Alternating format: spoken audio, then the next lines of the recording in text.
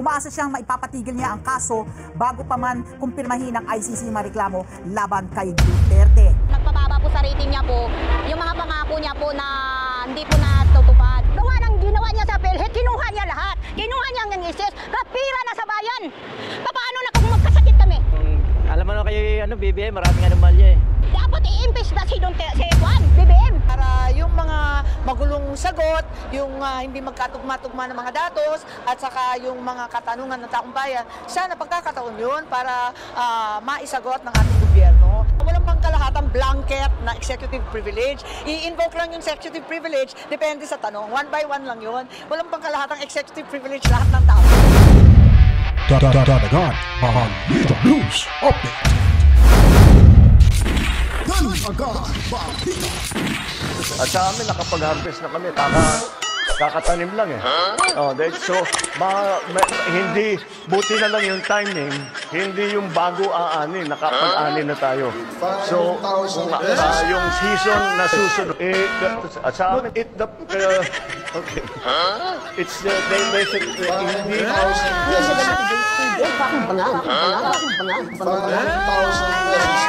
Seminaryo, sama-sama tayo, babago.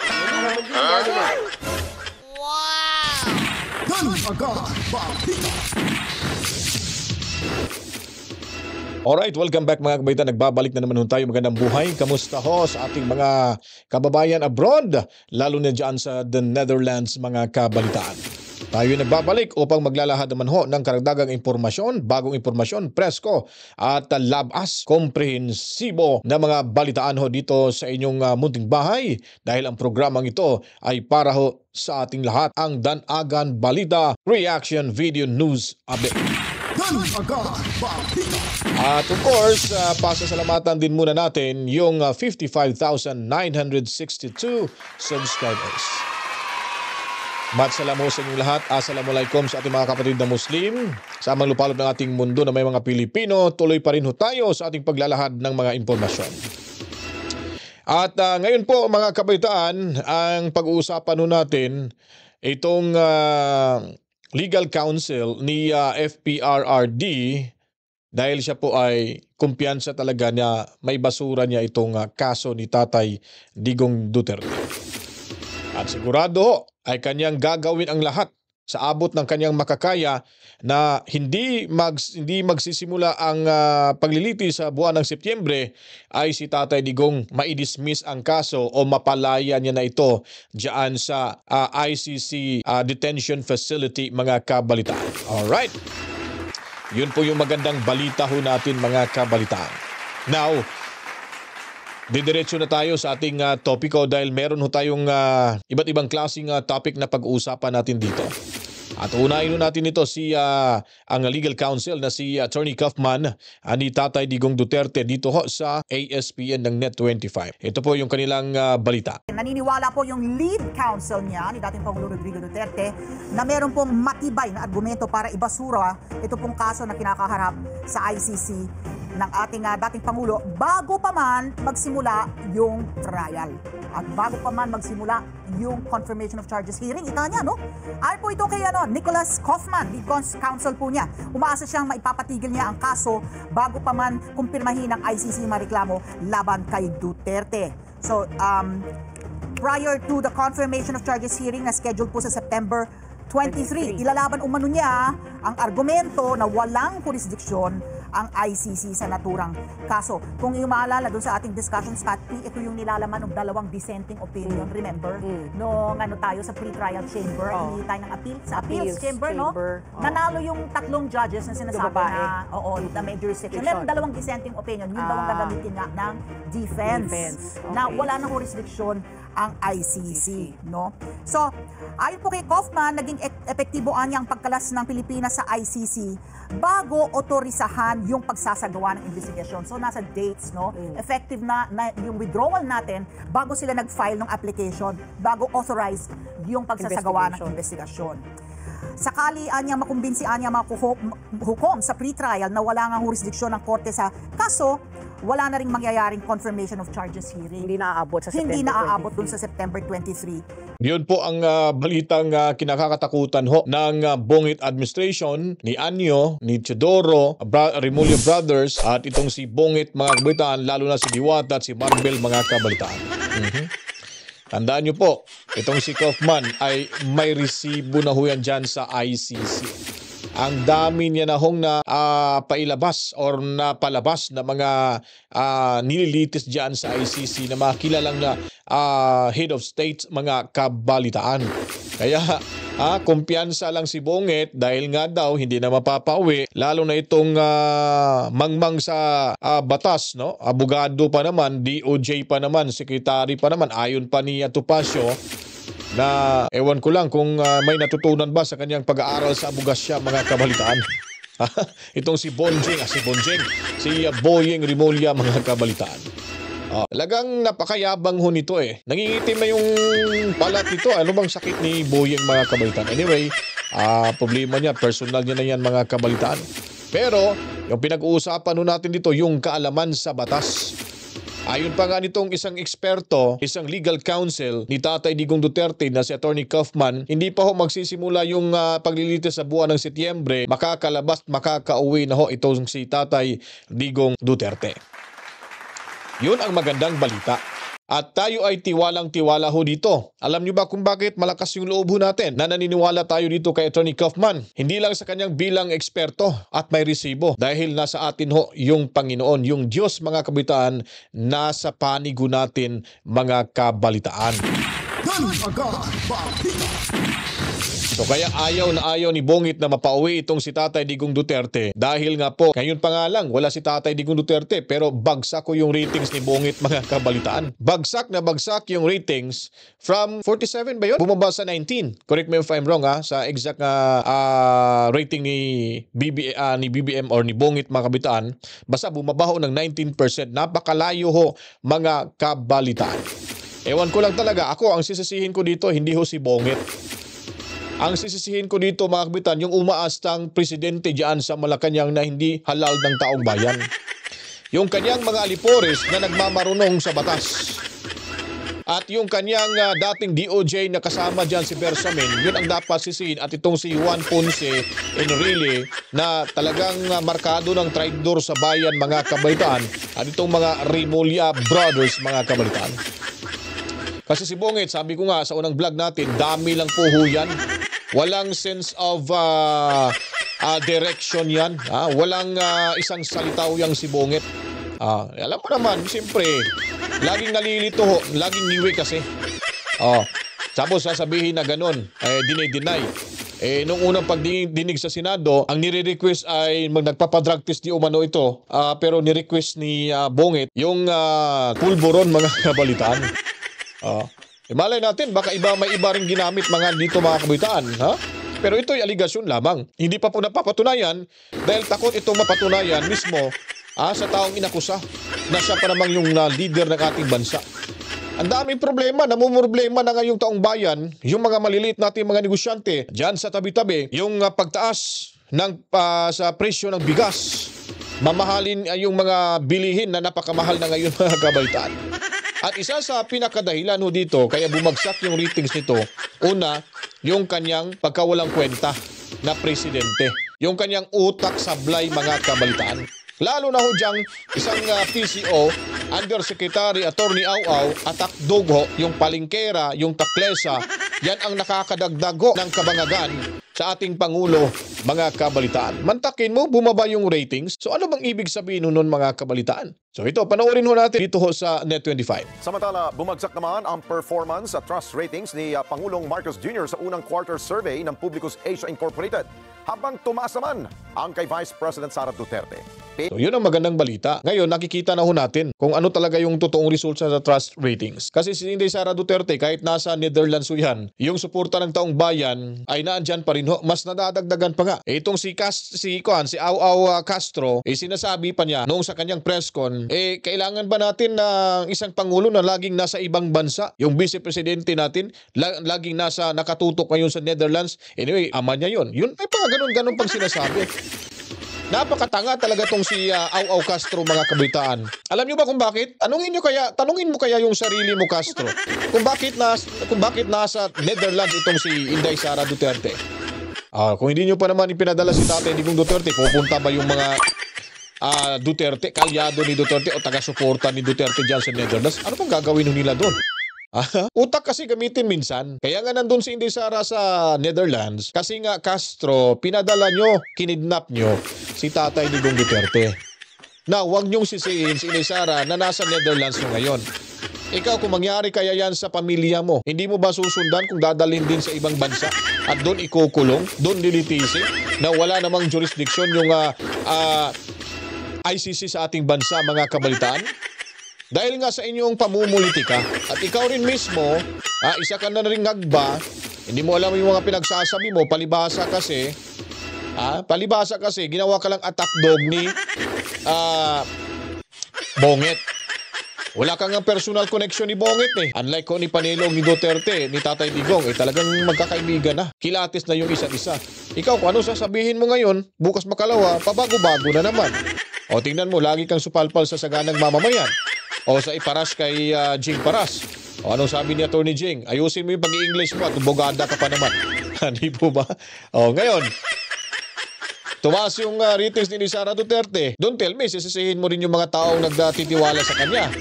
Ano naman yung masasabi? Magkomento ka nga, mag-press con ka. Sabihin mo nga, i-congratulate mo nga si Sara na tumaas yung kanyang trust ratings. Sisihin mo pa si Sara na nasa Netherlands? Papayag pa ba tayo na isang leader ay wala sa ating bansa kung magiging presidente ay pupunta doon sa Netherlands? Ano kami, tanga? Ano kami, hindi namin naintindihan yung mga pangyayari? Kayo ang dapat sisihin ng taong bayan kasi pinayagan yung mangyari ito. O tingnan nyo tuloy. O ano nangyari? Binalikan kayo. O, bumaba yung trust ratings ng amo nyo. O, di ba? Kahiya kayo, ano? Naniniwalaan nagkaroon ng negatibong epekto kay PBBM ang pagsuko ng gobyerno kay dating Pangulong Duterte sa ICC. Eden Santos sa balita.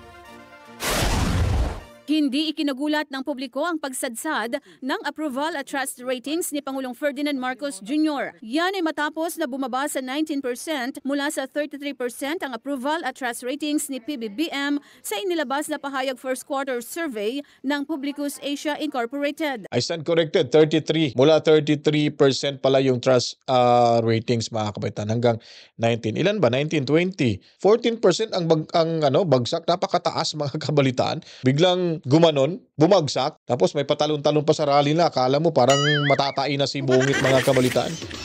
Sinasabi niya, nakita niyo sa Facebook, tumatalon-talon siya, gumaganon. Parang ang saya-saya niya pero parang feeling ko natatain na yun, mga kabalitaan.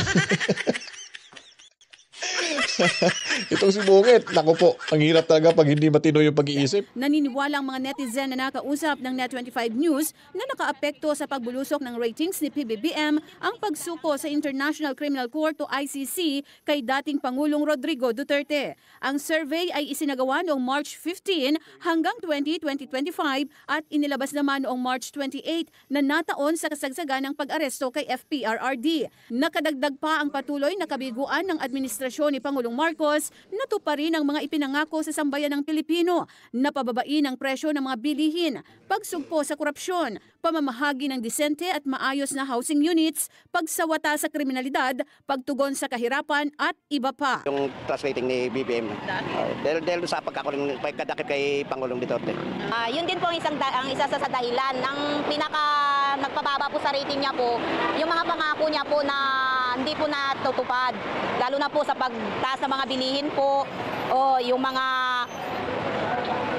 pabahay po, hindi niya po naisatupad po yung mga ganon.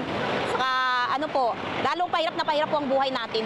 Lalo na po sa pagtaas ng mga pangunahing bilihin po. Lalo na po sa mga bigas po, sa bigas po.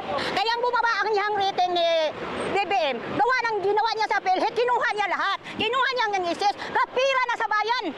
Paano na kung magkasakit kami? Wala na pira ng mga anak ko sa PhilHealth, kinuha ni BBM, kaya langan ibalik niyan. Yung, alam mo na kayo, BBM, maraming anomalya eh. Kaya yun siguro yung ano, yung dahilan kaya bumaba yung ratings niya. Sa akin, sa palagay ko, hindi. Kasi hindi pa napapatunayan na siya yung nagpadala sa Netherlands. Diba? Ang tingin ko, merong ibang dahilan. Politika, parang gano'n. Naging positibo naman Hirap naman ng umintindi ditong kalbong to mga kabalitaan. Hindi pa daw napapatunayan si Bungit. Sino bang head of state mga kabalitaan? Di ba ang presidente si Bungit? Siya lahat yung may kontrol kung anong gagawin sa ating bansa. Ba't di mo alam? Saan ka ba? Natulog ka pa rin sa pansitan? Ewan ko lang, may mga tao talagang ganun yung pag-iisip, Hindi marunong umintindi sa mga pangyayari. Ay, naku po. Kabungit yata yun mga kabalitaan. Si nanay galit na galit eh. Mamaya, babalik ko yun dito siguro. ang epekto kay Vice President Sara Duterte ng ICC arrest sa kanyang ama. Tumaas sa 42% mula sa 37% ang approval ratings ni VP Sara. Siguro sa tiwala, nakikita naman siguro yung tiwala eh. Yun, tumaas yung niya kasi mga tao, kikita naman siguro yung medyo maganda yung pamamalakad. Ano? Magandang sagot. Dapat i-impeach na si BBM, hindi si Sara. Malaking tinulong ni Sara ni Duterte sa Pilipinas noong nag-COVID. Tama ba ako? Dapat sa presidente, hindi siya magpapano sa mga congressman. Kasi presidente siya ang masunod kasi kaya yung i-impeach si Sara Duterte. Nasabi niya, ay di bali ipawalang bisa na dayon. Ay yung mga kongreso gusto ipatuloy eh. Maganda mang hangarin ni Vice Bongbong Marcos. Kaso lang yung mga galamay niya.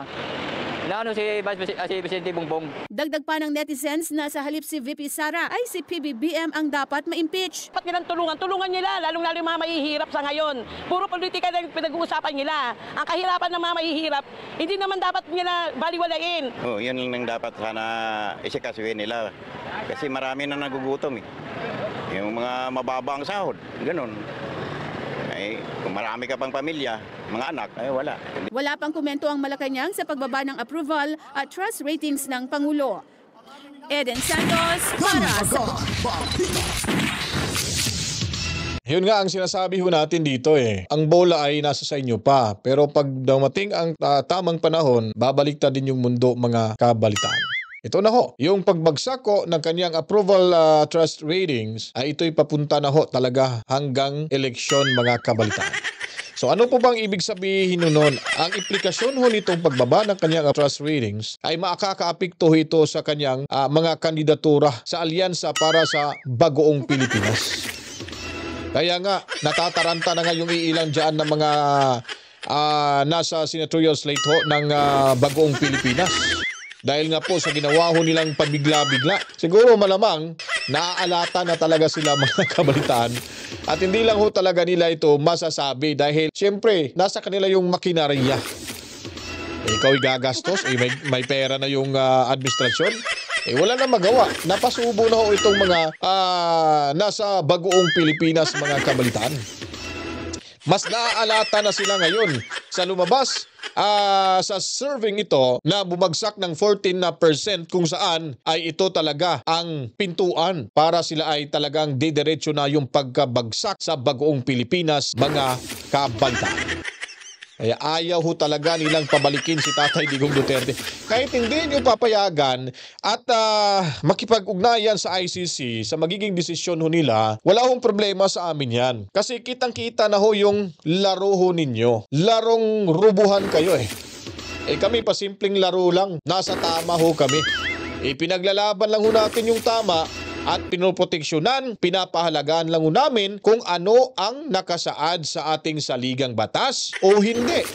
Pero, ayon kay Kaufman, kayo mismo ang kayo mismo ang hindi rumispeto sa saligang batas natin. Sariling batas natin ay niyurakan yung mga kabalitaan. Kaya ito na nagiging resulta Una, ang saya-saya nyo.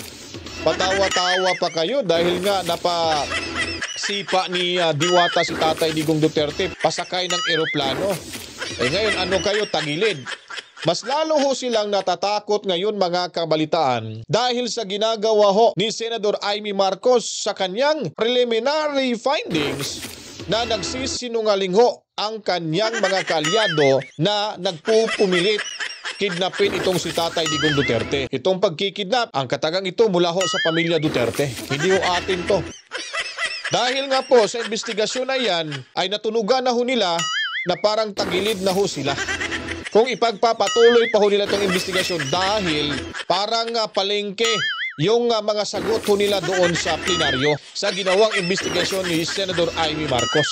At si Bungit galit na ngayon ni Amy Marcos. Dahil sa sobrang galit ho ni Bungit kay Amy Marcos, siya naman ay naniniwala sa sinasabi ni Bersamin na hindi na ho natin papayagang pumunta dyan sa pagdinig na yan. Itong mga hinampak na to, kasi mas lalo ho tayo madidiin, mapapahamak tayo dito, Bungit. Idadaan na lang ho natin sa mga rason na ganito. O ngayon, ang palasyo mga kabalitaan, mantakin nyo po, hindi na talaga nila pinayagang dumalo ang mga cabinet members sa darating na pagdinig. Kung hindi ako nagkamali, April 3 yata mga kabalitaan. Well, pakinggan ho natin, alamin natin kung ano ang buong istorya sa balitang ito mga kabalitaan. Ilan ng Malacanang ang mga cabinet members at iba pang opisyal ng executive branch na dumalo sa pagpapatuloy ng investigasyon ng Senado sa atres ng Abril o sa Huwebes. Kaugnay po yan sa pag-aresto kay dating Pangulong Duterte. Paglilinaw at iginit ng Malacanang, nasagot na nila ang mga kaukulang tanong hinggil dito. Report mula kay Mean Corvera.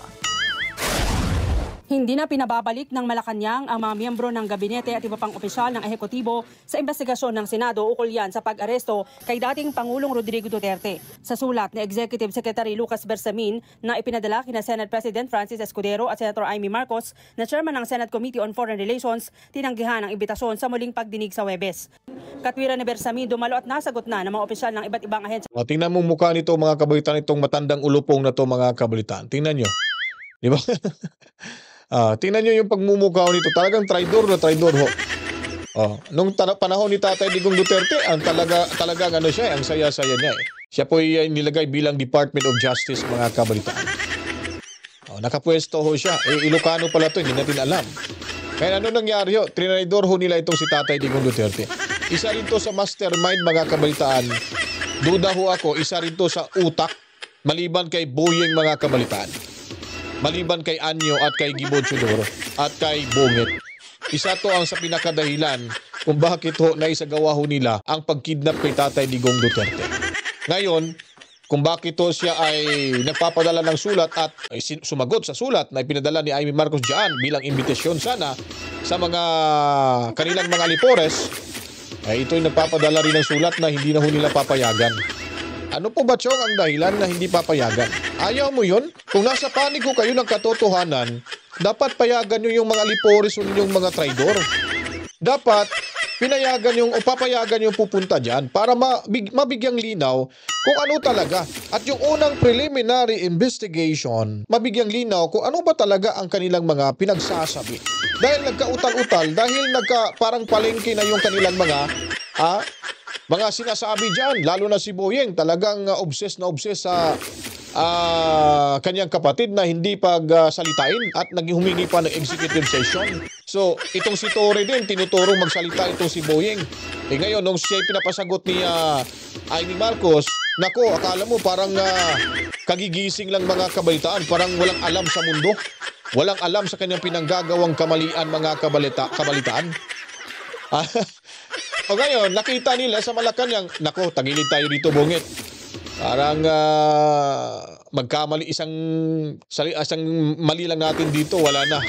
Makukumbinsi na yung taong bayan na tayo talagang traidor. Traidor naman talaga kayo. Pagkanlong nyo yung yung isang Pilipino at hindi lang basta Pilipino, dating Pangulo pa ng bansang Pilipinas na nagbibigay ho ng kapayapaan sa mga inosenteng taong binibiktima ho ng mga durugista sa ating bansa. Ano bang ibig sabihin na siya ay pumalag? Kinontra niya itong investigasyon. Ako ito malaman na ma-involve yung kanyang pangalan dyan. Kasi nabanggit na ngayon si Gibo Chodoro eh. Sino mo mag-expect mga kabalitaan na gagawin ho nila ito? At itong si Anyo mga kabalitaan, may pabati-bati pa sa kaarawan. Hindi pala, may sinulat pala siyang libro ito si Anyo pala na talagang pinupuri niya si Tatay Digong Duterte. Ngayon pala, isa pala itong talampasan mga kabalitaan. O tampalasan, baliktad na ito, tampalasan. Tampalasan mga kabalitaan. So ngayon, ito talagang makikita ho natin dito mga kabaitaan na may tinatago ho talaga itong Bungit administrasyon. Dahil kung sila po ay tama sa kanilang ginagawa at wala ho silang intensyon na gagawin ito sa ating sa ating dating Pangulong Duterte, ay hindi ho talaga magkaletse-letse mga kabaitaan. At sila mismo makakasagot ng tama. Kontakin mo, nakikipag-ordinate daw sila sa Interpol. Dahil yung Interpol daw ay nagdala ng warrant of arrest. Well, in fact, wala palang warrant. Isang diffusion notice lang pala at hindi red notice mga kabalitaan. Yung warrant, sabihin na lang natin kung meron, galing ho yan ng ICC. Ano bang sabi niya dati? Ito nga si Boyeng supalpal nga kay Amy Marcos. At ipinakita yung kanilang mga previous statement patungkol sa ICC. Ngayon, bumaliktad sila. Wala ho silang masagot na tama, kaya bumabalintong yung kanilang mga sagot. Ano bang sabi ni Bungit? Dahil nga daw sa Interpol nakipag-ugnayan sa kanila. Alam naman natin yung warrant kung merong warrant mula ho sa ICC. It's a request ho. Nag-request lang po na kung maaari. Alam mo naman, ICC, mula sa ICC yun. Sabihin mo na lang, boss, yung ICC pa lang nag-utos sa inyo. Wala naman kami sa jurisdiction Pwede ba siguro, ibang kaso siguro na idadaan sa inyo, pwede po ho yan. Pero pag usapin ganito, parang wala na tayo, delikado kami dyan. May batas o kami sinusunod dito. Di ba? Kung walang intensyon. Pangalawang points natin dito, kung walang intensyon talaga na ipapahuli itong si Tatay Digong Duterte, dadalhin nila sa competent court mga kabaitaan. Or pwede sa regional court. Kahit saan, dito sa bansa. At maghihintay tayo kung ang korte ay magsasabing, ito turn over na namin. Isusurrender na namin itong si Tatay Digong dyan sa ICC. Yun ang dalawang points natin mga kabaitaan. Kaso wala. Wala tayong nakikitang ganong puntos mga kabaitaan mula ho sa kanila dahil intensyon talaga nila na traidorin hindi lang si Tatay Digong Duterte kundi traitor nila yung taong bayan mga kabaitaan. Ang mga tanong ukol sa pag-aresto sa dating Pangulo sa unang pagdinig ng Senado noong March 20 at kasunod nito ang paglalabas ng comprehensive findings ng komite ni Marcos. Inulit din ng kalihim ang pag-invoke ng executive privilege na tumutukoy yan sa confidentiality ng pakikipag-usap ni Pangulong Bongbong Marcos sa mga miyembro ng gabinete. Bukod dito, sub judice ang gustong siyasatin dahil mayroon ng 4 na petisyon sa Korte Suprema na kumukwestiyon sa pag-aresto sa dating Pangulo at sa pagsusuko sa kanya sa International Criminal Court. Nakakalungkot naman kasi alam niyo maraming tanong pa rin, bitin pa rin kasi preliminary report lang naman ang kinaya ko. Marami pa rin katanungan ng taong bayan. Ang dami nga nagte-text, nagtatanong. Tapos marami ding bagong impormasyon na sana maging pagkakataon para yung mga magulong sagot, yung hindi magkatugma-tugma ng mga datos at saka yung mga katanungan ng taong bayan, sana pagkakataon yun para maisagot ng ating gobyerno.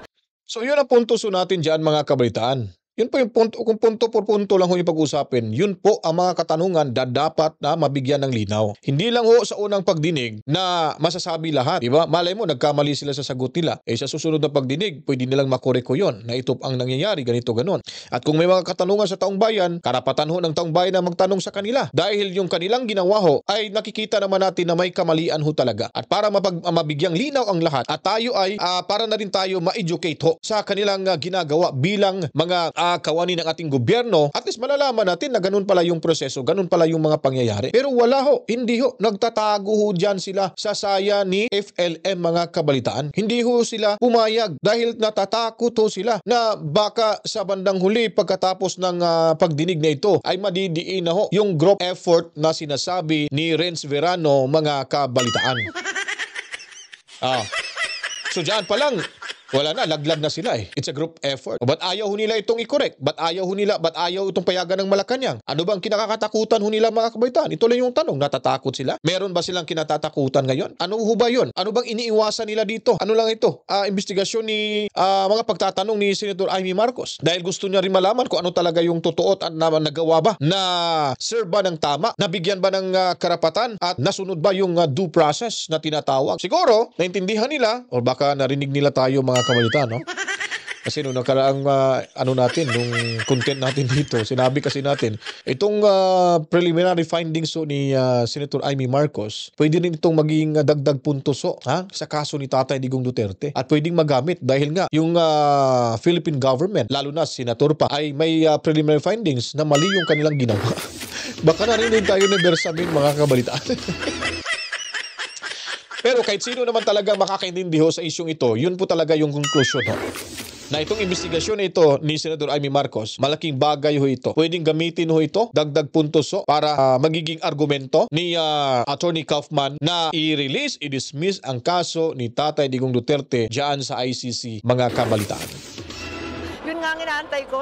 Tanong tuloy ng mambabatas, sino ang susundin? Batay-an niya sa pahayag kahapon ni Presidential Communications Undersecretary Claire Castro, sabi ng Pangulong Bongbong Marcos na kanyang kapatid hindi pagbabawalan ang mga opisyal ng pamahalaan na dumalo sa Senate investigation, pero taliwas ito sa laman ng sulat ni Bersamin.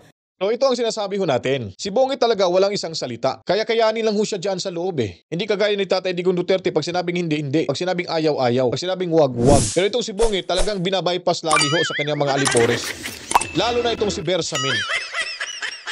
Na malamang, baka hindi alam to ni Bongit, baka sinabi ni Bongit, boss, ikaw na lang bahala kung anong magiging decision mo. Kung ganun ho ang nangyayari, pwede po ba yun sa ating isang Pangulo? Na hindi mo niya pwedeng pigilan itong sulat na ito? O kasi lumabas itong sulat na ito na ipadala niya kay Amy Marcos, malamang may basbaso ito kay Bongit. O di kaya, wala ko siyang magawa. Dahil yun lang yung level na kanyang utak lamang, mga kabalitaan. At iniisip na siguro, ako makabinipisyo nito, bahala na sila, gawin nila yan. Gamitin natin to si Lucas Bersamin. Oh, pero hindi niya alam na ito'y kabaliktaran ho. Mas lalong madidiin ho ditong si Bongit, mga kabalitaan. Marami na ho siyang offense na nagawa ho sa ating bansa. Pag ito'y naiipon at dumami na ho, baka magiging mitya pa niya ito sa pagsipa o pag-alis dyan sa Malacanang pagdating ng panahon. Yun po yung kinakatakutan natin na magtipon-tipon yung mga sambayan ng Pilipino para palayasin itong si Bongit at lahat ng mga aliporis niya dyan, mga traidor. Ha? Yun ang kinakatakot. Natatakot talaga ako, mga kabitan, dahil alam niyo po, pwede hong magdeklara ng martial law itong si Bongit. Dalawa kasing mangyayari ho eh. Pag nagkakaguluhan na yung bansa, ay siya chance na ho ni Bongit na mag-declare ng martial law. Wala na ho tayong power. Andil na ho tayo ng batas militar. Kahit sino pwedeng nang damputin, mga kabalitaan. So, ang problema din yan, yung kamera, yung mga buhaya dyan, under din itong si Bongit, mga kabalitaan. Wala rin siyang say.